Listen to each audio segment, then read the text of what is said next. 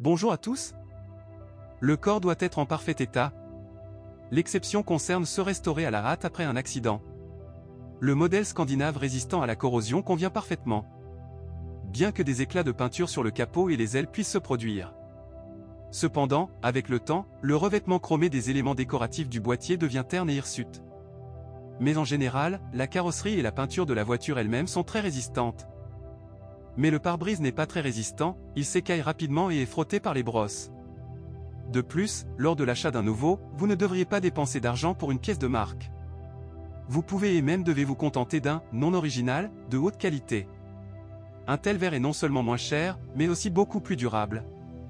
De plus, les phares et les phares des voitures transpirent souvent et la maladie peut progresser avec l'âge. Le traitement consiste à remplacer le caoutchouc d'étanchéité des phares par du ruban butyl du fabricant ou son équivalent.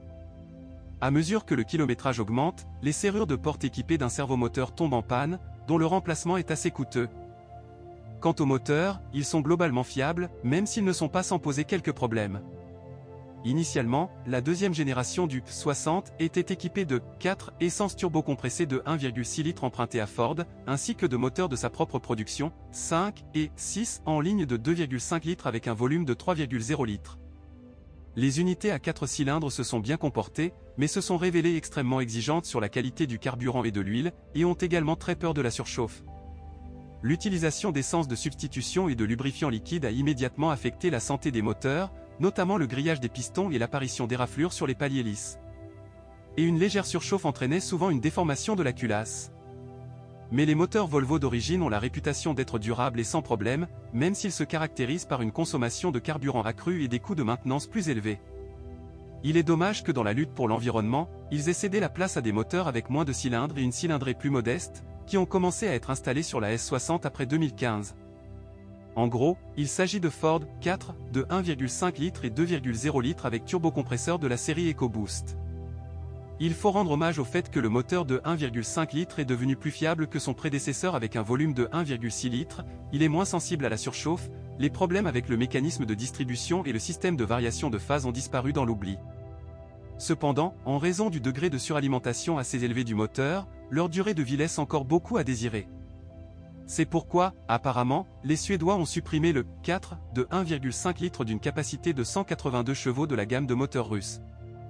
Si sur les 5 de 2,5 litres, la turbine dure environ 250 000 km ou plus, alors sur les moteurs downsizing, elle s'use après 150 000. Et à 100 000 km, les joints de vilebrequin peuvent devenir morveux, et l'électrovanne de régulation du boost la pression échoue. Il y a aussi des questions sur les moteurs de 2 litres. La pompe a ossus prématurément. Il y a des plaintes concernant le fonctionnement irrégulier des moteurs au ralenti. Cependant, les militaires assurent que c'est leur spécificité. C'est pire quand après 100 000 km le turbocompresseur devient inutilisable. Il arrive souvent que les propriétaires effectuent un réglage des puces, en particulier des moteurs de 190 chevaux, augmentant leur puissance à 245 ou plus. Nous vous recommandons d'éviter de telles voitures, personne ne sait combien de temps durera le moteur ébréché et quels problèmes pourraient lui arriver à l'avenir. Les versions diesel de la S60 ont été vendues jusqu'en 2013, principalement avec des 5 de 2,4 litres d'une capacité de 205 chevaux.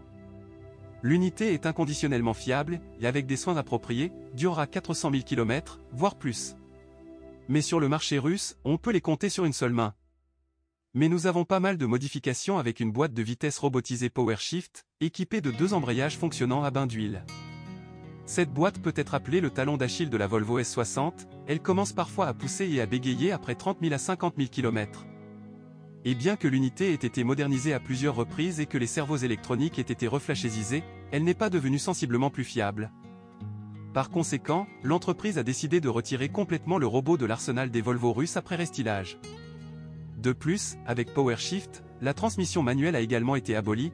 Toutes les années 60, de moins de 2013 sont équipées de transmissions automatiques à 6 vitesses, et les versions les plus puissantes ont des transmissions automatiques à 8 vitesses. Les deux boîtes ne sont pas confrontées à des problèmes et après la modernisation, la boîte de vitesse à 6 vitesses est devenue encore plus fiable. Jusqu'à présent, il n'y a eu aucune plainte concernant la transmission automatique à 8 bandes. Les concessionnaires recommandent de changer leur huile en moyenne tous les 60 000 km. La transmission intégrale avec embrayage Haldex fonctionne également sans problème. Ces unités doivent être lubrifiées tous les 60 000 à 80 000 km. Après un kilométrage de 150 000 km, les traverses d'arbres de transmission et le roulement de suspension vous rappelleront. À 150 000 km, faites attention aux transmissions.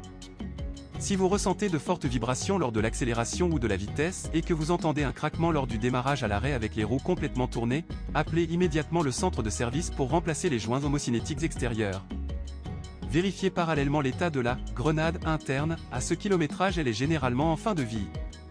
Vous pouvez également acheter une pièce non originale. Il existe de nombreuses offres sur le marché, mais il vaut mieux trouver une pièce originale. L'expérience montre qu'une grenade de marque dure beaucoup plus longtemps.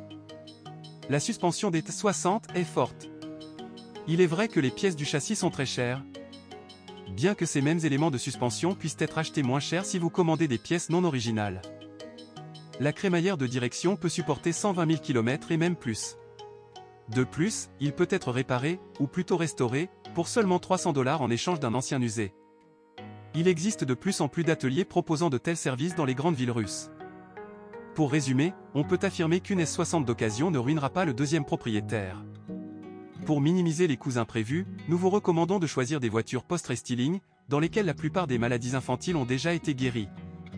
Et le meilleur choix est considéré comme une modification de 2 litres d'une capacité de 190 ou 245 chevaux avec une automatique classique. Si vous possédez ou aviez un tel modèle, partagez des informations sur ce qu'il casse et comment dans les commentaires.